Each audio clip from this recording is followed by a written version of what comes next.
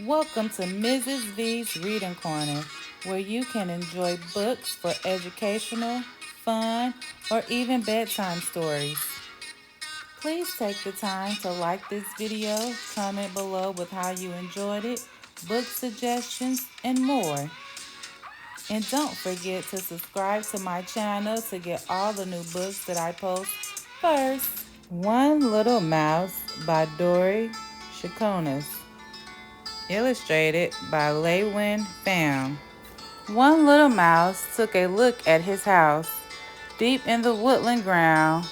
This nest is too small, not roomy at all.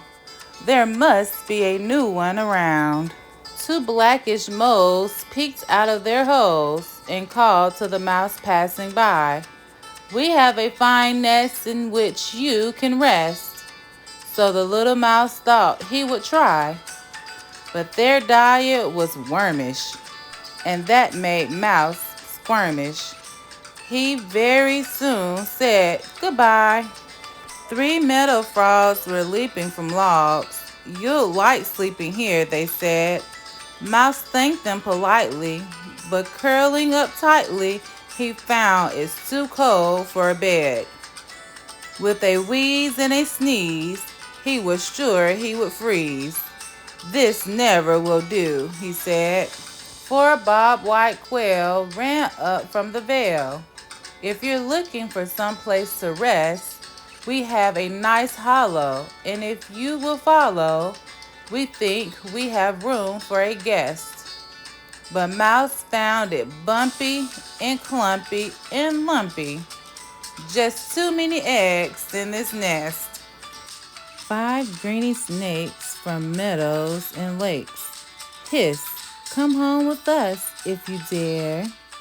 No thank you, Mouse cried and hurried to hide. Snakes give him terrible scare. Six baby cottontails hopped along hilly trails. Come, little mouse, share our bed. Oh, thank you, said Mouse. I'm in need of a house.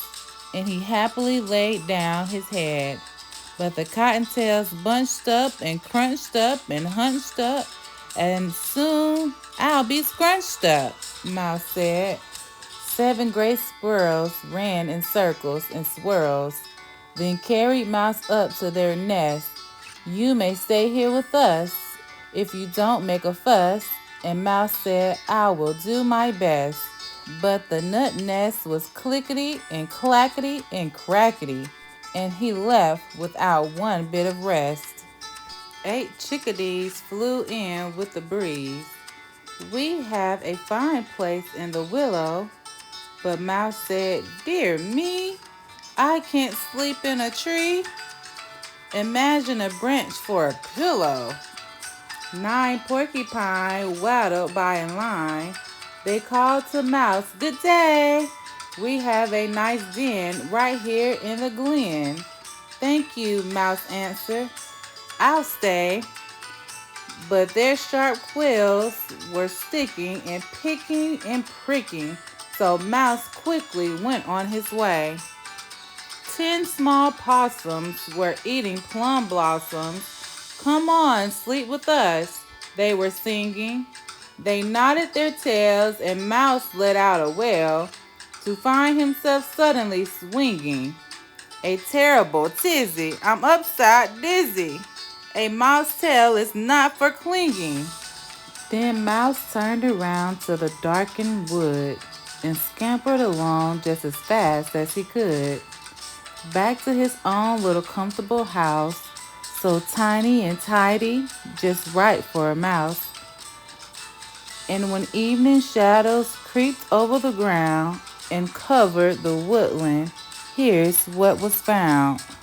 10 small possums asleep in the glen, 9 porcupine nestled up in their den, 8 chickadees roosting high in the willows, 7 gray squirrels using soft tails for pillows, 6 baby cottontails snugged in their nest, 5 greeny snakes curled up for a rest, 4 bob-white quails very still in the vale, 3 meadow frogs sleeping on logs, 2 blackish moles deep in their dens, and 1 little mouse, 1 tired little mouse, 1 content little mouse, sound asleep in his house.